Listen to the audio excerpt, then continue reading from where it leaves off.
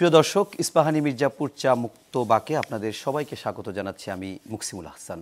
আজকে দিনে বেশ কিছু গুরুত্বপূর্ণ ঘটনা রয়েছে। বিশেষ করে পুলিশের ৩৩ কর্মকর্তাকে আজকে ডিআইজি হিসাবে পদোন্নতি দেওয়া হয়েছে। এর বাইরে ৬৪ জেলায় পুলিশ সুপারদের পদায়নের প্রজ্ঞাপনও জারি হয়েছে, যেটি আসলে লটারির মাধ্যমে করা হয়েছে। এরা মূলত ২৫ এবং ২৭ ব্যাচের যে পুলিশ কর্মকর্তা, তাদের ভিতর থেকে এটি দেওয়া হয়েছে ৬৪ জেলায়। এর বাইরে আরও কিছু ঘটনা আছে যে দেশের কিছুক্ষণ আগে রাতে ১৬৬টি উপজেলায় ইউনের পদায়নের প্রজ্ঞাপন জারি হয়েছে। এর বাইরে অধস্তন আদালতে বিচারকদের ৮২৬ জনকে পদোন্নতি দিয়েছে অন্তর্বর্তী সরকার। জেলা জজ হিসেবে ২৫০ জন, অতিরিক্ত জেলা জজ হিসেবে ২৯৪ জন এবং ২৮২ জন কে যুগ্ম জেলা জজ হিসেবে পদোন্নতি দেওয়া হয়েছে। এগুলো যেমন আছে, ঠিক তেমনি শেখ হাসিনার মৃত্যুদণ্ডের পূর্ণাঙ্গ অনুলিপি আজকে প্রকাশ হয়েছে এবং এটি নিয়ে কথা বলেছেন পররাষ্ট্র উপদেষ্টা, এবং সবশেষ কিছুক্ষণ আগে এটি নিয়ে ভারতের পররাষ্ট্র মন্ত্রণালয়ের মুখপাত্র রণধীর জয়সওয়াল তিনি বলেছেন শেখ হাসিনাকে ফেরত পাঠাতে বাংলাদেশের অনুরোধ পর্যালোচনা করছে ভারত। তো ইত্যাদি নানা বিষয় আজকে রয়েছে, কিন্তু আমরা মূলত নির্বাচনের আগে এই যে পদায়ন, মূলত সেটি নিয়ে আলোচনা করব। এবং আজকের আমরা আলোচনার বিষয় দিয়েছি নির্বাচনের পদায়নে ওলটপালট। আর এ নিয়ে আলোচনার জন্য আমাদের স্টুডিওতে ৩ জন অতিথিকে আমরা আমন্ত্রণ জানিয়েছি। শুরুতেই আমরা পরিচিত হব তাদের সঙ্গে। আমার ঠিক ডানে রয়েছে Mujibur Rahman Manju, chairman AB party, এবং তারপর রয়েছে রেজাউল করিম রনি, লেখক, রাজনীতি বিশ্লেষক, চিন্তক, এবং সবশেষ রয়েছে ফয়েজ আহমেদ, তিনি প্রধান উপদেষ্টার সিনিয়র সহকারী প্রেস সচিব। আমি একটু মুজিবুর রহমান মঞ্জু ভাই, আপনার কাছ থেকেই শুরু করতে চাই। আমি একটি ভূমিকায় বলেছিলাম যে আজকে পদায়ন হয়েছে অনেকগুলো জায়গায়। এতগুলো পদায়ন আজকে দিনব্যাপী বিভিন্নভাবে হয়েছে। কোনোটি, সবগুলোই প্রজ্ঞাপনের মাধ্যমে হয়েছে, কোনোটি লটারির মাধ্যমে হয়েছে, কোনোটি হয়তো যোগ্যতার ভিত্তিতে হয়েছে। এটি নিয়ে আজকে পররাষ্ট্র উপদেষ্টাও কথা বলেছে যে ৩ ক্যাটাগরিতে হয়েছে, লটারিরা কেউ বাদ পড়েনি, মেধাবীরা কেউ বাদ পড়েনি। আসলে লটারির মাধ্যমে যে পদায়নটি হয়েছে তাতে আমি প্রথমেই জানতে চাই যে আসলে মেধাবীরা বাদ পড়ার সুযোগ থাকে কিনা। ধন্যবাদ। প্রথম কথা হচ্ছে যে লটারির মাধ্যমে এ ধরনের নিয়োগ, এটা অভিনব, এটা আমি জানি না, আমার অত ধারণা নাই যে আগে কখনো হয়েছে কিনা। আমাদের এখানে যে এই যে দলাদলি বা বিশ্বাস অবিশ্বাসের জায়গাটা কত প্রকট, যার কারণে সরকারকে বাধ্য হয়ে এ ধরনের লটারি পজিশনে যেতে হয়েছে। সেদিন আমি কিন্তু সম্ভবত ক্যাবিনেট সেক্রেটারি বা কারোর সাথে দেখা হয়েছিল যে রাষ্ট্রীয় একটা অনুষ্ঠানে। তা আমি ওনাকে প্রশ্ন করেছিলাম যে আপনারা এই লটারি কিভাবে করবেন, কারণ সব জেলা তো সমান না, সব উপজেলাও তো একই রকম না। তাহলে আপনি ধরেন একজন খুব এফিশিয়েন্ট অফিসার পড়ে গেল একদম রাঙ্গামাটি খাগড়াছড়ির মতো একটা জায়গায়, আবার খুবই দুর্বল একটা লোক পড়ে গেল ঢাকায় বা। ওনারা বলেছেন যে না, ওনারা 3টা ক্যাটাগরি করেছেন, যেটা বলেছেন যে লোক আকারে ওনারা ভাগ ভাগ করেছেন। স্বরাষ্ট্র উপদেষ্টা একই কথা বলেছেন, 3টা ক্যাটাগরিতে আইন শৃঙ্খলা পরিস্থিতি সামগ্রিক বিবেচনায় 3 ক্যাটাগরি ABC বা হয়তো ওনারা কোনটা কোনটা হার্মফুল বা এটা সেটার ভিত্তিতে করেছেন। এনিওয়ে, আমি যেটা মনে করি যে এটা প্রথম আমি শুনেছি প্রধান উপদেষ্টার মুখ দিয়ে, উনি বলেছেন লটারির মাধ্যমে করা হবে। পরে কিন্তু এটা নিয়ে অনেকে সমালোচনা করেছেন যে আপনি লটারির মাধ্যমে করলে, হ্যাঁ লটারির মাধ্যমে কিছু কিছু ভুলও হয়ে যেতে পারে, তখন হয়তো ওনারা আবার রিভিউ করবেন। কারণ ধরেন একটা নীতিগত জায়গায় আছে যে যিনি যার নিজের এলাকায় যেতে পারবেন না, বা নিজের শ্বশুরবাড়ির এলাকা বা এরকম যেতে পারবেন না, তো লটারিতে ধরেন একজনের তার নিজের এলাকা পড়ে গেল, তখন কি করবেন? তখন নিশ্চয়ই তো সেটা সরাবেন। আমি এটা নিয়ে খুব বেশি প্রবলেম দেখি না। কিছু কিছু প্রবলেম হবে, হয়তো সেটাকে ওনারা আবার রিভিউ করবেন। কিন্তু একটা আমার চোখে পড়েছে, যেটা হচ্ছে ডিআইজি নিয়োগ নিয়ে আমি দেখলাম যে প্রচুর সমালোচনা হয়েছে। 2টা প্রজ্ঞাপনে 33 জনকে পদোন্নতি দেওয়া হয়েছে। হ্যাঁ, 2টা সমালোচনা হয়েছে, যেটা ওনারা বলেছিলেন যে আমরা এক ধরনের স্ক্রুটিনি করেছি, যারা ফ্যাসিবাদের সময়ে বিভিন্ন জায়গায় যাদের ব্যাপারে কমপ্লেন ছিল তাদেরকে আমরা এক্সক্লুড করার চেষ্টা করেছি। কিন্তু সেই তো একই কমপ্লেনই আসলো, 2-1 জনের ব্যাপারে তো একদম টু দ্য পয়েন্ট আসলো যে ওনারা এই জায়গায় দায়িত্ব পালন করেছেন। এখন এটা কি অবহেলা, না এখানে কোনো ধরনের এক ধরনের 9-6 কিছু হয়েছে কিনা, বা কি কারণে এই ধরনের কিছু ঘটলো? কারণ এগুলো তো আমি যতটুকু জানি অনেক স্ক্রুটিনি করা হয়েছে, অনেক পরীক্ষা নিরীক্ষার মধ্য দিয়ে করা হয়েছে। দেখেন, আমাদের এবারের নির্বাচনে আমি যদি দেখি যে এখন তো আমাদের ওই অর্থে শত্রু নাই। শত্রু বলতে যেটা বলে যে ফ্যাসিবাদ আমাদের শত্রু ছিল, আর আমরা সবাই ফ্যাসিবাদের দ্বারা নিগৃহীত হয়েছি। একটা সময় আমরা সবাই বন্ধু ছিলাম। এবারের খেলাটাতে ম্যাক্সিমাম লোকেরাই হচ্ছে একে অপরের বন্ধু ভাবাপন্ন, গণতন্ত্রের জন্য সংগ্রামী, জেলখানার সাথী, তারপরে নিগ্রহের এক বন্ধুত্বের জায়গা থেকে প্রতিযোগিতাটা, তাহলে সেখানে আমাদের কেন এই অবিশ্বাস, সেখানে কেন আমাদেরকে লটারিতে যেতে হলো? এই প্রশ্নটা হ্যাঁ, আমারও এই প্রশ্ন। লটারিতে যেতে হলো, এটা দেখা যাচ্ছে যে এটা কিন্তু একটা খারাপ লক্ষণ। এবং আপনি যদি দেখবেন, আমি কালকে কোনো একটা সাইটে দুজন নেতার বক্তব্য দেখলাম, একটা বিএনপি নেতার, একটা জামাতের নেতার। উভয় নেতাই বলছেন প্রশাসন আমাদের কথায় চলতে হবে, প্রশাসনকে আমাদের দ্বারা উঠবস করাতে হবে, আমরা যা বলবো তাই শুনতে হবে। এটা কিন্তু অরিজিনাল তাদের ভেতরের কথা, বাইরে চলে আসাতে এখন ওনারা এটাকে খারাপভাবে নিচ্ছেন। এটাও কি ফ্যাসিবাদী মানসিকতা না? আমি তো সেটাই বলছি যে দেখেন, ওই যে চট্টগ্রামে জামাতের নেতা যখন বলছিলেন যে পুলিশ আমাদের প্রটোকল দিবে এবং আমরা যাকে অ্যারেস্ট করতে বলবো করবে, যাকে ছাড়তে বলবো ছাড়বে, তখন অডিয়েন্স কি বলেছে? না করেছে, না ঠিক ঠিক বলেছেন। অডিয়েন্স কিন্তু সাপোর্ট করেছে, ঠিক বলে তারা আরো খুব উত্তেজিত বা খুব আনন্দিত হয়েছে। এটাই ইন্টারনাল রূপ। কথা হচ্ছে আমরা যদি এই ইন্টারনাল রূপ বদলাতে না পারে, যেমন ধরেন কেন আমাকে প্রশাসনকে আমার ম্যানিপুলেট করতে হবে? আমি ম্যানিপুলেট না করলে কি হবে? ধরেন যেখানে জামাত ম্যানিপুলেট করতে পারলো না, জামাত ভয় পাচ্ছে যে বিএনপি জিতে যেতে পারে। আচ্ছা, বিএনপি ম্যানিপুলেট করতে চাচ্ছে কেন? তার সে হয়তো ভয় পাচ্ছে সেখানে এনসিপি বা জামাত জিতে যেতে পারে, বা আমাদের কোনো অন্যরাও জিতে যেতে পারে। তো জিতলে সমস্যা কোথায় ভাই? আপনারই তো ভাই, একসাথেই তো সংগ্রাম করেছেন, গণতন্ত্রের জন্য তো লড়াই একসাথে করেছেন। তাহলে এই যে আমরা ফ্যাসিবাদী ব্যবস্থার বিলোপের কথা বলছি, ফ্যাসিবাদী মন তো বিলুপ্ত হয় নাই। ফ্যাসিবাদী মন তো যে আমি যে কোনোভাবে জিততে চাই, যে কোনোভাবে ম্যানিপুলেট করতে চাই, ধরা পড়ে যাচ্ছে এখানে। তো এই কারণে আমি যেটা বলি যে এই জায়গাগুলোকে অস্বীকার না করে সবাইকে মনে রাখতে হবে যে এখন আমি এই জন্য এই পয়েন্ট অফ ভিউ থেকে আমি মনে করি এই যে লটারি করা ছাড়া উপায়ও নাই। এখন লটারির উপরে সরকার টিকে থাকতে পারবে কিনা সেটা হচ্ছে আমার প্রশ্ন। কারণ আমরা দেখেছি সরকার এই ধরনের অনেকগুলো সিদ্ধান্ত নিয়ে টিকে থাকতে পারে না। যখনই চাপ আসে, কখনো ওনারা ডানে হেলেন, কখনো ওনারা বামে হেলেন, এই অসুবিধাটা হয়। তো আমি আশা করব যে ওনারা হেলে পড়বেন না, এই জায়গায় একটু স্থির কঠিন অবস্থায় ওনারা থাকবেন। ওকে, আমরা একটু রেজাউল করিম রনি আপনার কাছে যেতে চাই। একই বিষয়ে একটু প্রশ্নটা এরকম যে আমার প্রশাসনকে নিয়ে হয়তো কথা হচ্ছে যে প্রশাসন ঠিকমতো কাজ করবে কিনা, কোনো দলের পক্ষ হয়ে কাজ করবে কিনা, এরকম অভিযোগগুলো আমরা বিএনপির দিক থেকেও পেয়েছি, জামাতের দিক থেকেও পেয়েছি, এনসিপিও বলছে যে তারা দুই দল ভাগ করে নিয়েছে।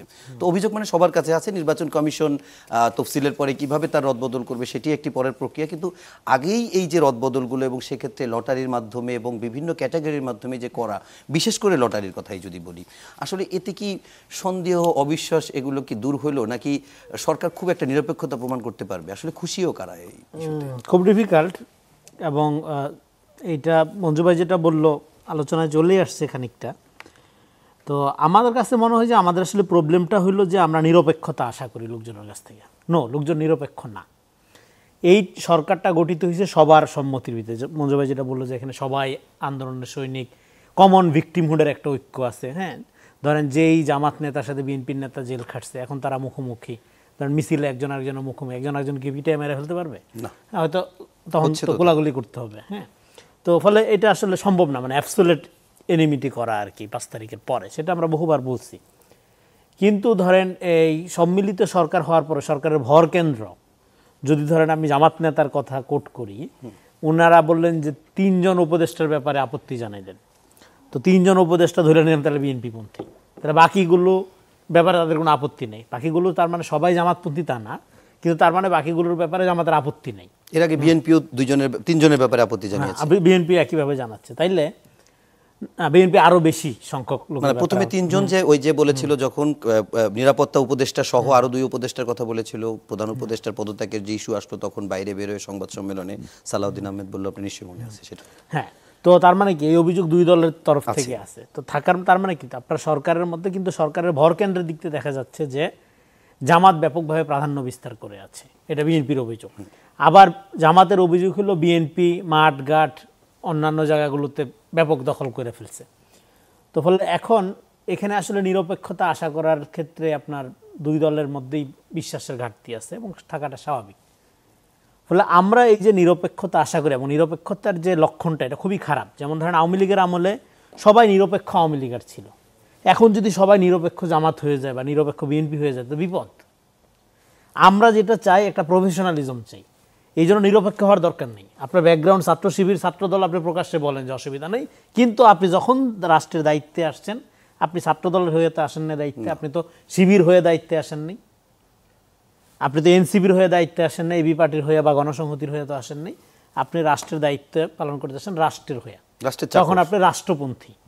এবং রাষ্ট্রপন্থী হওয়ার ক্ষেত্রে আপনার কাজ হলো কি, একটা নির্বাচনে কি নির্বাচনে জামাতকে জেতানো আপনার ডিউটি না, হ্যাঁ বিএনপিকে ওই কেন্দ্রে যেতে আনা আপনার ডিউটি না, আপনার ডিউটি হলো জনগণের ভোটাধিকার নিশ্চিত করা। এবং জনগণের ভোটাধিকার নিশ্চিত করার ক্ষেত্রে আপনাকে একটা প্রফেশনাল রেকর্ড তৈরি করতে পারবে, যেইটা বাংলাদেশে 54 বছরে করা যায়নি। ফলে 54 বছরে যে জিনিস করা যায় না এটা এইবার করা যাবে, এই ব্যাপারে আমাদের গভীর সন্দেহ আছে। করা যাবে না কারণ হইল ধরেন প্রশাসনের মধ্যে আপনার এখানে 15 সালের পরে মানে ব্যাপক ক্র্যাকডাউনের ফলে বেসিক্যালি জামাত স্ট্র্যাটেজিক্যালি যেটা আলাপ হচ্ছিল যে আওয়ামী লীগ যত নির্যাতন করছে জামাত তত প্রশাসনের মধ্যে ডিপরুটেড হয়েছে, কারণ এছাড়া তার হয়তো উপায়ও ছিল না। ডিপরুটেড হওয়ার মধ্য দিয়ে প্রশাসনের মধ্যে তাদের মধ্যে একটা বন্ডিং তৈরি হয়েছে। ফলে এখন এই সরকার যে জামাতপন্থী লোকজনের প্রাধান্যের অভিযোগ যে করা হয়, এটা কেন করা হয়? লোকজন সব জামাত হয়ে গেছে এই কারণে? নো, কারণ এই যে যারা বিভিন্ন পদে বসছে সেই পদ দীর্ঘায়িত করার ক্ষেত্রে সবচেয়ে সহযোগী রাজনৈতিক ফোর্স হলো জামাত। কারণ জামাতের ইলেকশন 10 বছর পরে হলেও সমস্যা নেই, আবার 10 দিন আগে হলেও সমস্যা নেই, হ্যাঁ। কিন্তু বিএনপির ইলেকশন ইমিডিয়েট দরকার, যত আগে পারা যায় দরকার। তো ফলে কেন আগে দরকার আর জামাতের পরে হলে কি সমস্যা? বিএনপি মানে কি সুবিধা? হ্যাঁ, জামাত অলরেডি ক্ষমতা না থেকে ব্যাপকভাবে ক্ষমতার ভাগ হয়ে গেছে, কিন্তু আপনার বিএনপি কি হয়নি ক্ষমতার ভাগ? বিএনপি তো এতটুকু ডিজার্ভ করে না। রুট লেভেল পর্যন্ত আপনার বিএনপির দোকানপাট বাড়ি মানে মাঠ ঘাট এগুলো কি দখলের ক্ষেত্রে তাদের নামে অভিযোগ আছে না? দখলের ক্ষেত্রে কেউ পিছায় নাই, এনসিপি জামাত বিএনপি দখল যে যার তাহলে কেন আমি শুধু জামাতকে ধরছি ক্ষমতা? কিন্তু প্রশাসন রাষ্ট্র ক্ষমতা, জামাতে যদি 3 জন থাকে বিএনপির তো 7 জন আছে। আরে ভাই বিএনপি সংগঠনটা তো চিন্তা করতে হবে, বিএনপির 7 জনের আনুপাতিক হারে সে কম পাইছে, এটাই আনুপাতিক হারে সে নির্যাতিত, সে পূর্ণাঙ্গটা চায়, পুরাটা চায়, এটাই নির্যাতিত। আচ্ছা, মানে জামাত কিংবা এনসিপি নির্যাতিত না, বিএনপি রাজনৈতিক শক্তি পিআর সিস্টেমে আছে, রাজনৈতিক দল হিসেবে আপনি দেখবেন এটা দল। আচ্ছা আচ্ছা, মানে সেখানে আপনার কথা নেই বার্তা নেই, গুরুত্বপূর্ণ পদে আপনি নিরপেক্ষ জামাত দ্বারা দখল করে মানবে, হতে পারে না তো সেটা সে। তো ফলে এখন যেটা হলো, এবং নির্বাচন ছাড়া তো বিএনপির ক্ষমতায় যাওয়ার আর কোনো অপশন নেই, লিবারাল ডেমোক্রেটিক পলিটিক্স করে। কিন্তু অন্যান্য যে সমস্ত রাজনৈতিক দল যারা ইডিওসেন্ট্রিক, যারা মতাদর্শিক ভিত্তিক রাজনীতি করে, যাদের মধ্যে তারা গণতন্ত্রকে একটা ট্যাকটিক্স কৌশল আকারে ব্যবহার করে, কিন্তু তাদের মধ্যে একটা রেডিক্যাল লাইনও আছে, ক্যাডার ভিত্তিক সংগঠন আছে, তাদের জন্য নির্বাচনটা হইলে ভালো, না হইলেও সমস্যা নেই, কারণ তাদের জন্য গণ অভ্যুত্থান বিপ্লব এইসব লাইন পরিষ্কার আছে। কিন্তু বিএনপির জন্য নির্বাচন ছাড়া আর কোনো লাইন নাই ক্ষমতায় যাওয়ার জন্য, ফলে তার নির্বাচনই লাগবে, এটা হলো মানে আসল কথা আর কি। তো ফলে এই দিক থেকে অবিশ্বাসের যে জায়গাটা সেটা হলো যে আপনি যদি মনে করেন যে এখন, ফলে আশঙ্কার জায়গাটা যেটা, এই যে 1.5 বছরে গভর্নমেন্টের পারফরমেন্সের ব্যাপারে যে এত অসন্তোষ কেন, এই যে এখনো আওয়ামী দোসর ধরেন পাওয়া যায় মানে কি আছেই তো, এটা জানা কথা, এটা দূর করা গেল না কেন? কে প্রোটেক্ট করছে? যারা আপনারা ধরেন এখানে বিএনপিকে বলা হচ্ছে বিএনপি মামলা এগুলো মামলা টামলা করে দখল করে আওয়ামী লীগের দৌড়ের উপর রাখছে, আর এই যে রাতের বেলা ধরেন আওয়ামী লীগের বাড়িতে আপনার খাবার পাঠানো এবং তাদের ভোটগুলোকে নিজেদের দিকে আনার একটা আয়োজন আরেক দল শুরু করে দিছে। ফলে এই যে মেধাবী রাজনীতি, এই যে কূটকৌশল, সেই কূটকৌশলের সামনে তো ধরেন অনেকে খুব অপ্রস্তুত হয়ে যায়, অসহায় হয়ে যায়। সেই জন্য একটা স্বচ্ছতার মধ্য দিয়ে আমাদের যেটা দরকার, আমরা নিরপেক্ষতা দেখছি প্রচুর, প্রফেশনালিজমটা চাই, আপনার কথা একদম স্পষ্ট। ফলে এখন এই নিরপেক্ষ জামাত বা নিরপেক্ষ বিএনপির ভূমিকা যদি পালন করে, তাহলে যেটা হবে জনগণের যে ভোটাধিকার নিশ্চিত করার যে দীর্ঘদিনের সংগ্রাম সেটা ব্যাহত হবে। ফলে এই জন্য আপনার প্রশাসনে আরেকটা হলো যে লটারি, যেটা অ্যাবসার্ড। লটারি কেন আপনি করবেন? যে লোকটারে ঢাকার জন্য উপযুক্ত, তার লটারি দিয়ে খাগড়াছড়ি পাঠানোর দরকার। আমরা এই লটারি নিয়ে প্রয়োজন আরেকটু কথা বলবো, কিন্তু আমরা বিরতির আগে একটু ফয়েজ আহমেদের কাছ থেকে শুনে আসি। আপনার কাছে যেটি মুজিবুর রহমান মঞ্জু ভাই একেবারে শেষ দিকে একটা কথা বলেছে, আপনি শুনেছেন নিশ্চয়ই, যে এই সিদ্ধান্তে সরকার টিকে থাকতে পারবে কিনা, এই প্রশ্নটাই প্রথমে করি। মঞ্জু ভাইয়ের যেই প্রশ্ন, মানে যে প্রসঙ্গে বললেন সরকার টিকে থাকা, মানে এই যে পদায়নের ক্ষেত্রে, ধরেন পদায়নের ক্ষেত্রে প্রথমে একটু ক্ল্যারিফাই করি যে লটারির ক্ষেত্রে রনি ভাই সর্বশেষ বললেন খুবই রংলি ইন্টারপ্রেট হয়েছে সেটা। ধরুন ঢাকা, চট্টগ্রাম এরকম মেগা সিটি যেগুলি আছে বা বড় বড় জেলা, এখন এখানে পরিসরটা নির্বাচনের জন্য যখন অ্যাডমিনিস্ট্রেশন গোছানো হয় সেখানে পরিসর শুধুমাত্র বড় জেলা নয়, আসনকে বিবেচনা করতে হয়, ভোটার সংখ্যা বিবেচনা করতে হয়, সেখানকার প্রতিদ্বন্দ্বী প্রার্থীদের কথা বিবেচনা করতে হয়, প্রার্থীদের ক্রিমিনাল রেকর্ড বিবেচনা করতে হয়, নানান কিছু বিবেচনা করে গুরুত্বপূর্ণ, অগুরুত্বপূর্ণ, কম গুরুত্বপূর্ণ এরকম নানান, যেটা মঞ্জু ভাই মেনশন করছিলেন যে 3টা ক্যাটাগরি তৈরি করা হয়েছে। দেখুন আপনি পরিষ্কার যে আপনার যে সমস্ত অফিসিয়ালরা এই দায়িত্ব পালনের জন্য পারফেক্ট, এটা এরকম না যে একজন পারফেক্ট, দুইজন পারফেক্ট, তা নয়। আপনার panel of officers A B C, ধরুন 3টা ক্যাটাগরি। এই ক্যাটাগরির যেমন অফিসার আপনি একটা প্যানেল তৈরি করলেন, একই সঙ্গে এই ক্যাটাগরির দায়িত্ব পালন করতে হবে এরকম এলাকাও আপনি করলেন। সেই এ ক্যাটাগরির অফিসার যেই এই ক্যাটাগরির এলাকার জন্য হবে, সেখান থেকে এই লটারিটা হয়েছে। তার মানে কি, আপনি হাওয়ার উপরে ভেসে আসা কোনো কিছু নয়, একদম উদ্ভট, কোথায় কি আছে কিছু জানি না এরকম না। এর পূর্ণাঙ্গ প্রস্তুতি নিয়ে যাদেরকে প্যানেলভুক্ত করা হয়েছে তাদের সব কিছু অ্যানালাইসিস করে তারপরে যেই এলাকার জন্য তখন এটা চয়েস করা হয়েছে এভাবে। কেন না হলে কি হবে, আমাদের কিন্তু মুশকিল। আপনি দেখছেন না যে লটারির আইডিয়াটা যখন সরকারের দিক থেকে আসলো, তারপরে আপনি এক ধরনের বিরোধিতা ছিল, সরকার মনে করেছে ঠিক আছে আমরা ডিসিটা ওইভাবে করি, সেটা নিয়ে আবার কথা হলো। এই লটারির আইডিয়াটা সরকার এটা ইমপ্লিমেন্ট করেছে, এখন পর্যন্ত এটা একটা ভালো প্রভাব রাখতে সক্ষম হয়েছে। কেউ বলতে পারবে না যে অমুকের তদবিরে অমুক জায়গায় গেছে। আচ্ছা, এটা বলা সক্ষম। একটু আপনার কাছে একটু ক্লিয়ার হওয়ার চেষ্টা করি, যেহেতু আপনি একটু সহজ করে বলেন যে লটারি কি শেষ অপশন না? মানে আমি যদি ধরেন আমি অন্তর্বর্তী সরকার, আপনারা 3 দল, আপনার প্রতি যদি আমরা গার্ডস থাকে তাহলে আমি আমার মতো করে বসে যেভাবে ভাবছেন বিষয়টা এরকম না। লটারি বরঞ্চ প্রথম অপশন, যেটা মঞ্জু ভাই বলছিলেন না যে লটারির পরে শেষ অপশন কি আর? লটারির পরের অপশন কি আর? খুব পরিষ্কার যে রিভিউর জায়গা তো আছে। আপনি ধরেন ওই যে একটা ক্রাইটেরিয়া খুব সিম্পল, যেটা বলেছেন যে তার নিজ এলাকা, তার নিকটাত্মীয় অর্থাৎ শ্বশুরবাড়ির এলাকা, অথবা তার আত্মীয় স্বজন কেউ নির্বাচন করছেন এরকম এলাকা, সেই জায়গাগুলিতে বাই এনি চান্স যদি কেউ পড়ে যায় সেটা রিভিউ করা হবে না? রিভিউ করা হবে। এরপরেও আমি বলছি যে সরকার এখন যে রদবদলটা প্রশাসনে করছে, সব অ্যাডমিনিস্ট্রেশনে, পুলিশে বলেন, সিভিল অ্যাডমিনিস্ট্রেশন, অন্যান্য জায়গা বলেন, জুডিশিয়ারিতে বলেন, যেই রদবদলটা করছে, এই রদবদলটা করে সরকার নির্বাচন কমিশনের কাছে একটা ফ্রেশ ফিল্ড দিতে চায়, যেটা দিয়ে নির্বাচন কমিশন তফসিল ঘোষণার পর থেকে প্রশাসন লটারি দিয়ে কি ফ্রেশ ফিল্ড হবে, নাকি সে যদি বিচক্ষণতা দিয়ে বলে কোথায় কোন জায়গা প্রয়োজন? আবারও পরিষ্কার করছি, কোনো এক কারণে আপনি লটারিতে আটকে আছেন, হ্যাঁ, লটারিতে আটকে থাকবেন না। আমি বলছি যে প্যানেল অফ এলিজেবল অফিসার্স তো আগে সেটা তৈরি করা হয়েছে, সেটা তো যাচাই বাছাইয়ের মধ্যে দিয়ে নিয়ে আসা হয়েছে। সেটা তো এমন তো না যে আমার যা অফিসার আছে সবকে এক জায়গায় নিয়ে আসলাম, তুললাম, এটা নারায়ণ পুরস্কার হিসাবে। লটারিটা হচ্ছে তখন আমি আগে আমার নির্বাচনে, ধরুন নারায়ণগঞ্জের একটা আসন, নারায়ণগঞ্জের এই আসনটার ভোটার কত, হ্যাঁ, সেই আসনের জন্য আমার কেমন, ধরুন আপনি আমার কুমিল্লায় যে পরিমাণ সংসদীয় আসন আছে, একই রকম সংসদীয় আসন তো বরগুনায় নেই। সুতরাং বরগুনার 2 আসনের জন্য যে ধরনের অফিসার প্রয়োজন, কুমিল্লার 19টা আসনের জন্য তো একই রকম অফিসার প্রয়োজন নয়। সুতরাং কুমিল্লার জন্য, ঢাকার জন্য, এরকম বড় বড় জেলাগুলির জন্য যাদেরকে প্রয়োজন হবে তাদের তো একটা প্যানেল করা হয়েছে আগে। সেগুলিতে যোগ্যতা, তার অতীত রাজনৈতিক ইনভলভমেন্ট এবং তার দক্ষতা সবকিছু বিচার বিশ্লেষণ করেই করা হয়েছে। সেই ধরুন বড় 11টা জেলা নির্ধারিত হলো, এই 11টা জেলার জন্য 11 জন অফিসারকে নির্ধারিত করা হলো। সেই অফিসারদেরকে বলে দিচ্ছেন অমুক জন অমুক জেলায়, সেই অফিসারদের থেকে লটারি ভিত্তিতে নেওয়া হচ্ছে কার জন্য কোন জেলা হবে, এটাই তো। সো এখানে আপনি লটারিটা কোন জায়গায় এসে দেখছেন? লটারি একদম শেষ, জাস্ট যেটা একজন অফিসার জাস্ট কাগজে কলমে দিয়ে দিতে হয় অমুক, এরা সবাই এর মানে ধরলাম তার জন্য 3টা জেলায় সমান যেখানে সে পড়ে, সেই অর্থে যেখানে পড়ে। সো এটা বড় কোনো সমস্যা। ক্লিয়ার। পর আবারও স্বাগত জানাচ্ছি ইস্পাহানি মির্জাপুর চা মুক্তবাকে। সাথে আছে আমি মুকসিমুল হাসান, আমার সঙ্গে 3 জন অতিথি রয়েছেন ফয়েজ আহমেদ, রেজাউল করিম রনি এবং রয়েছেন মজিবুর রহমান মঞ্জু। মঞ্জু ভাই, আপনার কাছে একটু আমি প্রসঙ্গটা একটু চেঞ্জ করি, আর যদি আপনি এটা নিয়ে কিছু মানে বাকি থাকে আপনি অবশ্যই বলতে পারবেন।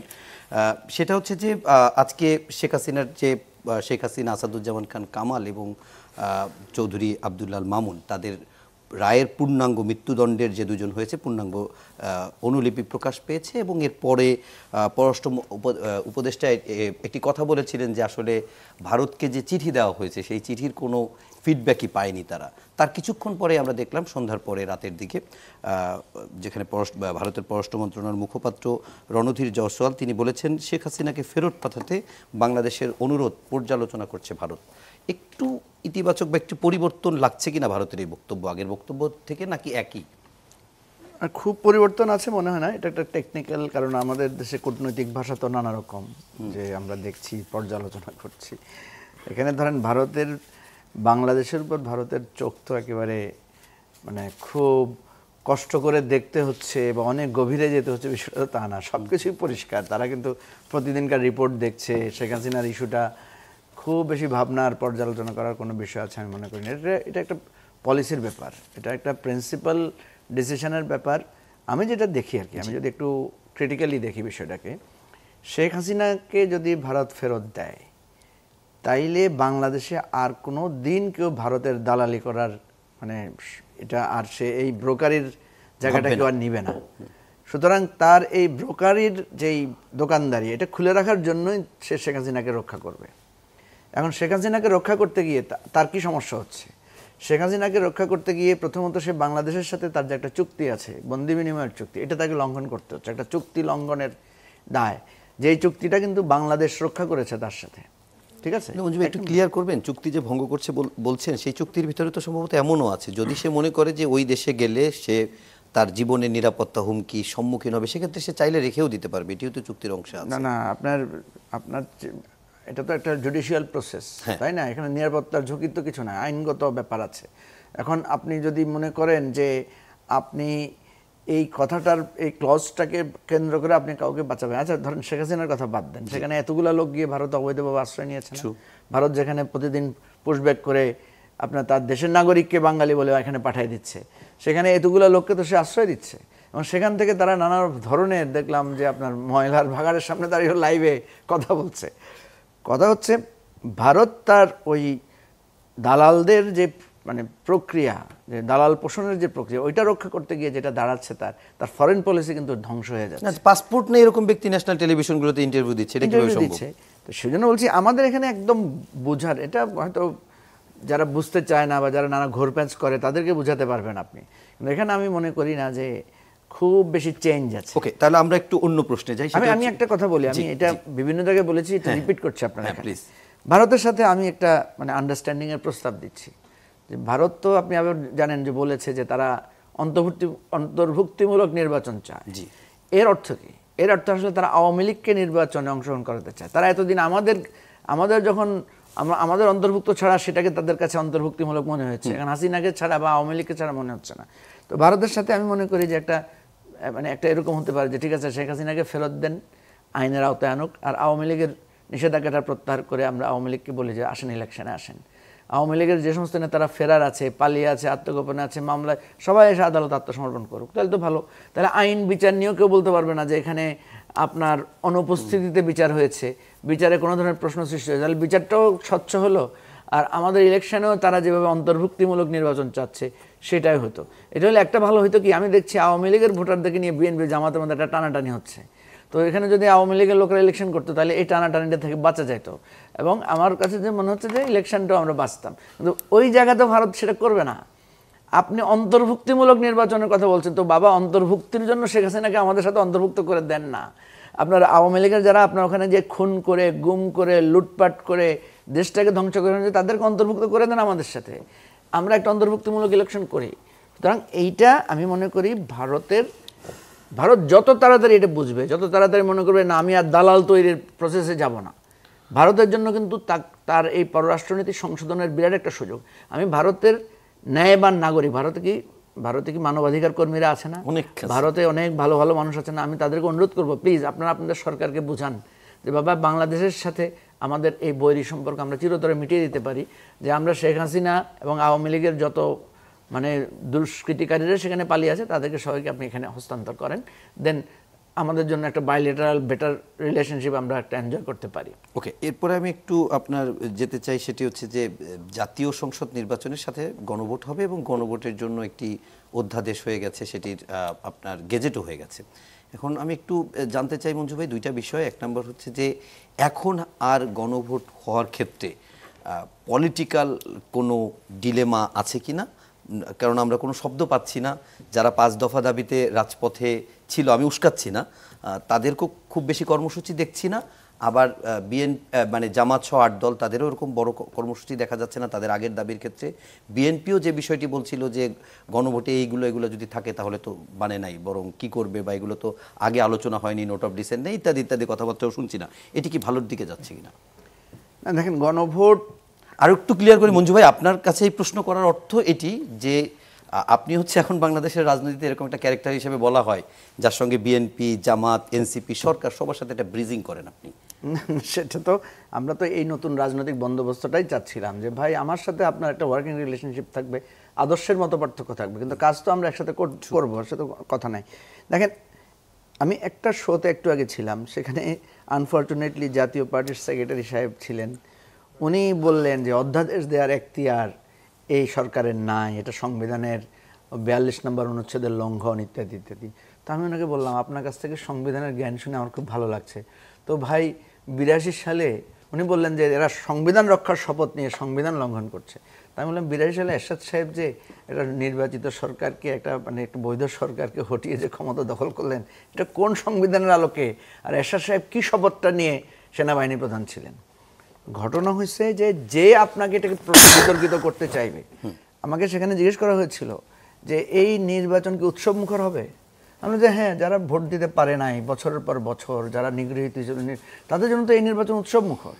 আর যে মানে অবৈধভাবে ভোট দিয়েছে, যে আমার চুরি ডাকাতি করে সব নিয়েছে, তার জন্য তো এটা উৎসব মুখর হবে না, তার জন্য তো এটা কালিমালুক্ত ইলেকশনে হবে। এটা আপনি যত কথাই বলেন, এটা আপনি পারবেন না।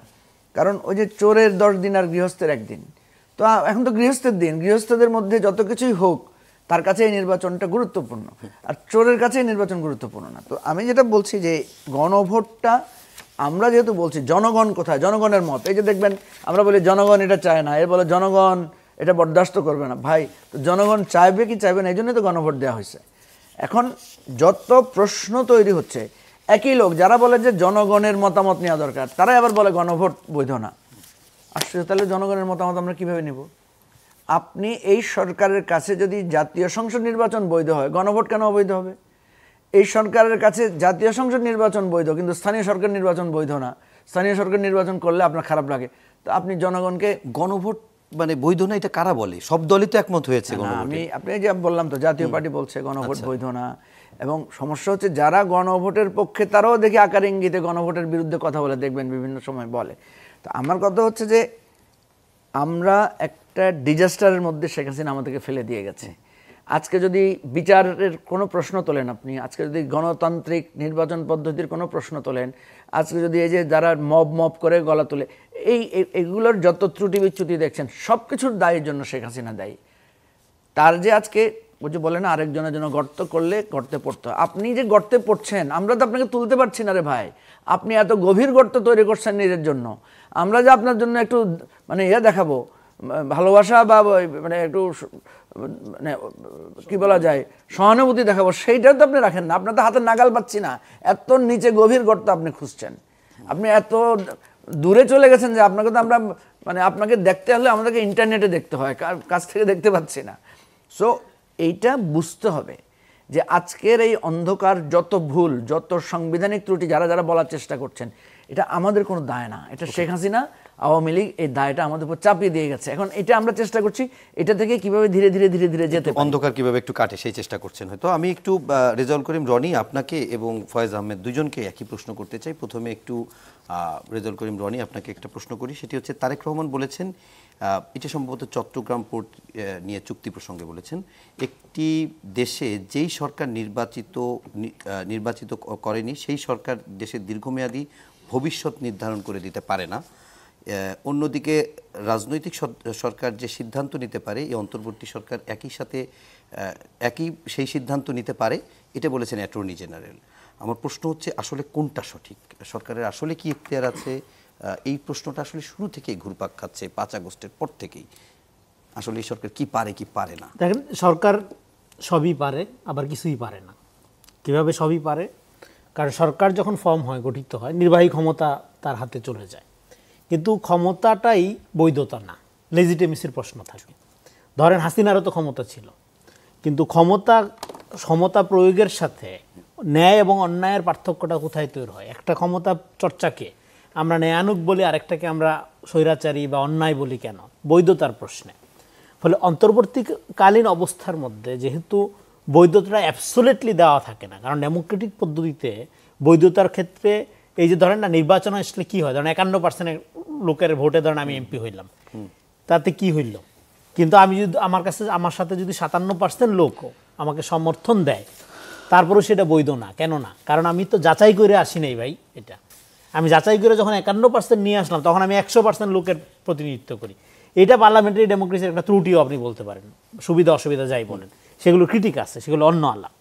তো ফলে যেহেতু অন্তর্বর্তীকালীন অবস্থাটা একটা টেম্পোরাল, একটা ট্রানজিশনাল পিরিয়ডের মধ্যে থাকে, ফলে সেখানে দেশের অর্থনীতি, রাজনীতি, সংস্কৃতি এগুলোকে দীর্ঘমেয়াদী প্রভাবিত করবে এরকম একটা জায়গায় সিদ্ধান্ত না নেওয়াটাই বেটার।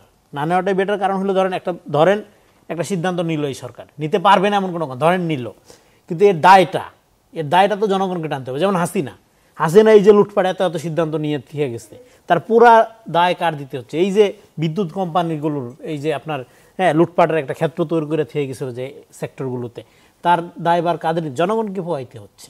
ফলে জনগণের নেতা হিসাবে বা জনগণের পার্টির যারা পলিটিক্স করবে, তারেক রহমান বা অন্য যে কেউ, তারা এটা বলতেই পারে পলিটিক্যাল লিডার হিসাবে যে যেহেতু সিদ্ধান্ত যাই হবে সেটার সাফার করবে কিন্তু আলটিমেটলি দেশের জনগণ, সাধারণ নাগরিকরা।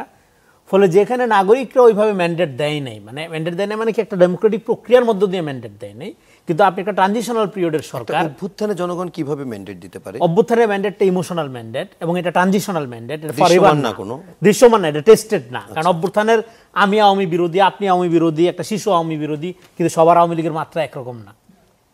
জামাত যেভাবে আওয়ামী বিরোধী, বিএনপি হিসেবে আওয়ামী বিরোধী, বা এনসিপি তখন গঠন হয় নাই, বা ধরেন গণসংহতি, কিন্তু সবাই আওয়ামী বিরোধী, এই জন্য গণ অভ্যুত্থান হয়েছে। ফলে বিরোধের তো তারতম্য আছে। যেমন মঞ্জু ভাই যে কথা বলতেছে, আমি অনেক লোকের প্রতিবাদ করতে শুনছি যে ভারত বাংলাদেশের ব্যাপারে চাওয়ার কোনো কিছু এখতিয়ারই রাখে না, হাসিনাকে দিবে কি না দিবে, তারপরে আওয়ামী লীগকে আমরা নির্বাচন করতে দিব, এই ধরনের কথাবার্তা শুনতে রাজিই না। প্রচুর লোক সোশ্যাল মিডিয়াতে প্রতিবাদ হয়েছে, এই কথা উনি অনেক আরেকটা টকশোতে বলেছে। তো ফলে উনি আওয়ামী লীগকে যেভাবে দেখতেছে, বিএনপি তো ওইভাবে দেখতেছে না, বা জামাত ওইভাবে দেখতেছে না। ফলে দেখার তো এই ভিন্নতা আছে, আমাদের স্বীকার করতে হবে। এই জন্য আমরা একটা ট্রানজিশনাল পিরিয়ডে আছি, এই জিনিসটা বুঝতে হবে। আমরা এই অন্তর্বর্তীকালীন অবস্থার এই সরকারের বৈধতা নিয়ে কোনো প্রশ্ন নাই, এই সরকারের এখতিয়ার নিয়ে কোনো প্রশ্ন নাই, কিন্তু কথা হলো ন্যায্যতা, ন্যায় এবং অন্যায়ের প্রশ্ন। মানে এই যে তারাশঙ্কর একটা কথা আছে, আইন তুমি ভালো বুঝো বটে, কিন্তু ন্যায় অন্যায় বিষয়টা তো সহজ না। আপনি কইরা ফেললেন ধরেন একটা জিনিস, আপনার একটা ক্ষমতা আছে, কইরা ফেললেন, কিন্তু এর কনসিকুয়েন্স তো আছে। সেই কনসিকুয়েন্সের জায়গা থেকে একটু বোঝার জন্য আমি শেষ করি, সেই কনসিকুয়েন্সের জায়গা থেকে তারেক রহমান যে কথাটা বলছে যে এই সমস্ত, উনি কিন্তু বলে নাই যে সরকার করতেই পারবে না, বলতেছে যে কাম্য না, করা উচিত না, করা ঠিক না। এটা ডেফিনেটলি উনি বলতে পারে করা উচিত না, কিন্তু সরকার করতেই পারবে না এটা আমি ঠিক মনে করি না। করতে ডেফিনেটলি পারবে, কিন্তু করার পরের যে কনসিকুয়েন্সটা সেটা বিবেচনায় করে এই জন্য লম্বা সময় ধরে যেটা ইম্প্যাক্ট তৈরি করবে, যেটা প্রভাব থেকে যাবে জনগণের জন্য, সেই সমস্ত জিনিস না করাটাই ভালো। এটা গেলো একটা। আর দ্বিতীয় পার্টে যেটা বলছিলেন সেটা হলো আপনার এই ধরেন এই সরকারের বৈধতা নিয়ে যে প্রশ্নটা, যে সাংবিধানিক যুক্তিগুলো আসে, দেখেন ডেফিনেটলি গণ অভ্যুত্থান একটা বড় ম্যান্ডেট। এখন গণ অভ্যুত্থানের ম্যান্ডেটের পরে আপনি সেকেন্ড রিপাবলিক হয়ে গেছে, গণ অভ্যুত্থান ঘটে গেছে, আপনার স্বৈরাচার পালায় গেছে, এর মধ্যে দিয়ে সেকেন্ড রিপাবলিকে আপনি ঢুকে গেছেন। এখন রাজনৈতিক দলগুলোর চ্যালেঞ্জ হলো এই সেকেন্ড রিপাবলিককে প্রোটেক্ট করার জন্য আপনার নতুন সাংবিধানিক ব্যবস্থাপনা লাগবে। সমাজের সোশ্যাল কন্ট্রাক্ট চেঞ্জ হয়ে গেছে, এই নতুন সোশ্যাল যে কন্ট্রাক্ট, যে সামাজিক চুক্তি, যে নতুন বোঝাপড়া তৈরি হয়েছে, এইটাকে একটা ডেমোক্রেটিক পদ্ধতিতে কি ধরেন জামাত এই যে জুলাই সনদ নিয়ে এত কথা বলতেছে, বিএনপি এই যে এত নোট অফ ডিসেন্ট দিতেছে, জামাত এবং আর সাথে 8 দলীয় যে ইসলামী জোট, তারা ইসলামী একটা আলাদা ভোট ব্যাংক তৈরি করতেছে। এখানে আপনার ধরেন খেলাফত আন্দোলন আছে এবং আরো দল আছে, যাদের স্পষ্ট এজেন্ডা হলো তারা শরিয়া আইন চায়, শরিয়া কায়েম করবে। তাহলে যদি আপনি শরিয়া কায়েমই করেন, জুলাই সনদে কি হলো না হলো এটা দিয়ে আপনার দরকার কি? আপনি তো শরিয়া কায়েম করবেন, আপনি তো জুলাই সনদ দিয়ে রাজনীতি করার দরকার নেই। তার মানে কি? এটা আপনি মিন করেন না। আপনি নিম্নকক্ষে বিআর নিয়ে একবার আন্দোলন করলেন, তারপরে আবার বললেন যে জুলাই সনদে স্বাক্ষর করবেন, এই হইলে না হইলে, এটা না হইলে ওইটা না হইলে, তারপরে আপনি যা শিখি স্বাক্ষর করলেন। আবার ধরেন বিএনপি নোট অফ ডিসেন্ট নিয়ে ধরেন এত সমালোচনা, ভাই আপনি সবাই গণভোটের পক্ষে বা সংস্কার লাগবে বা পুনর্গঠন লাগবে, কিন্তু সবার প্রক্রিয়া তো একরকম না। এবি পার্টি যেরকম আদর্শ ধারণ করে, বিএনপি তো সেরকম ধারণ করে না, জামাত তো সেরকম ধারণ করে না, এনসিপি তো সেরকম ধারণ করে না। ফলে আমি সংস্কার করব আমার যে রাজনৈতিক মতাদর্শ, আমার যে রাজনৈতিক প্রক্রিয়া, তার আলোকে। কিন্তু এখন এই ট্রানজিশনাল পিরিয়ডে আপনি জাস্ট একটা ডেমোক্রেটিক রুটে ডেস্ককে উঠাই নিয়ে যান, তারপরে বাকিটা জনগণ ডিসাইড করবে। কিন্তু আপনি যদি মনে করেন, ধরেন আপনি আজকে কালকে ক্ষমতা নিলেন, ক্ষমতা নিয়ে আপনি যদি শরিয়া কায়েম করেন, ধরেন একটা দলের কথা বলতেছি, দেশ কি শরিয়া হয়ে যাবে? স্পেনে ভাই 800 বছর শাসন করার পরে তো কোনো চিহ্ন নাই আজকে ইসলামের, কেন নাই? কারণ এটা ভেতর থেকে আসতে হয়তো ভাই, পিপল উইলের মধ্য দিয়ে আসতে হবে। তো আপনি ক্ষমতা নিয়ে আপনার ইডিওলজি চাপাই দেন, সেটা হোক শরিয়া হোক মুক্তিযুদ্ধের সাথে, না একইভাবে ব্যাকফায়ার করবে। প্রক্রিয়া এটা না।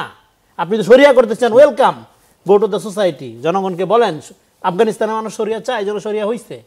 তো কিন্তু আপনি সকালে শরিয়া বিকালে গণতন্ত্র, এটা তো হবে না তো ভাই। মানে শরিয়ার গণতন্ত্র মানে সম্পূর্ণ ডিফারেন্ট জিনিস, ডেফিনেটলি ডিফারেন্ট জিনিস। আপনি এটা পশ্চিম, আপনি জুলাই সনদটা কি করা হচ্ছে, জুলাই জামাত সনদের বা এই ইসলামিক প্রক্রিয়া দল অনেকেই তো মনে করে যে এই শরিয়া কেন্দ্রিক যে শাসন সেটা গণতন্ত্রের বাইরে বা গণতন্ত্রের সাথে খুব বেশি কনফ্লিক্ট করে না। তাহলে তো সেটা তারা মনে করে, কিন্তু আরো অনেক ইসলামিক তারা যে 8টা দল ইসলামিক দল মানে ভোটে আসছে, তারা তো এই গণতন্ত্রেই বিশ্বাস করে ভোটে আসছে নাকি? নো, তাদের যে রাজনৈতিক এজেন্ডা, যেমন এখানে আপনি অন্যান্য যে দলগুলো আছে তাদের যে ইস্তেহার যদি আপনি পড়েন, দলের গঠনতন্ত্র পড়েন, তাদের শরিয়ার বাইরে রাজনীতি করার সুযোগ নেই, তারা ইসলামী রাজনীতি করে। তাদের এই শরিয়া কি ভোট দেওয়ার নিয়ম আছে?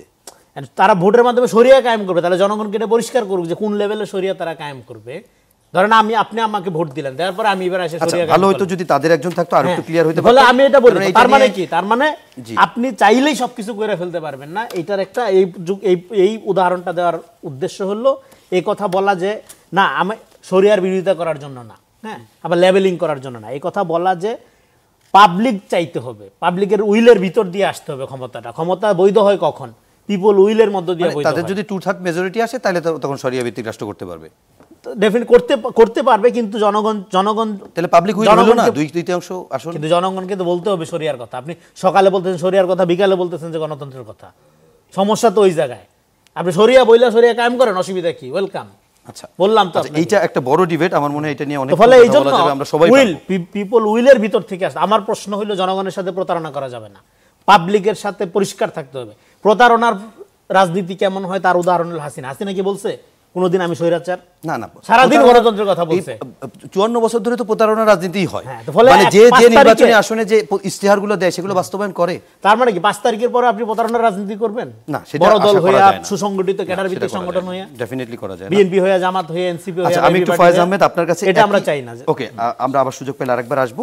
যদি একটু ছোট্ট করে বলেন, আপনি যে প্রশ্নটি আমি তাকেও করেছিলাম আপনাকেও করতে চাই, যদিও এটা নিয়ে অনেক আলোচনা হয়েছে, কিন্তু আরেকবার একটু জানতে চাই। আমার মনে হয় যে অ্যাটর্নি জেনারেল একটা কথা বলছে, যিনি ওই দলের নমিনেশন চায়, আবার সেই দলের প্রধান আর একটা কথা বলছেন। ঠিক আছে, দেখুন, এটা নিয়ে জনাব তারেক রহমান যেই মন্তব্য করেছেন, উনি ওনার পলিটিক্যাল পজিশন থেকে একটা মন্তব্য করেছেন, এবং সরকারের দিক থেকে কি পজিশন সেটা অ্যাটর্নি জেনারেল ব্যাখ্যা দিয়েছেন। আমার মনে হয় এটা নিয়ে আর খুব বিস্তারিত আলাপ করার কিছু নেই। তবে গণভোট প্রসঙ্গে আমি একটু বলতে চাই।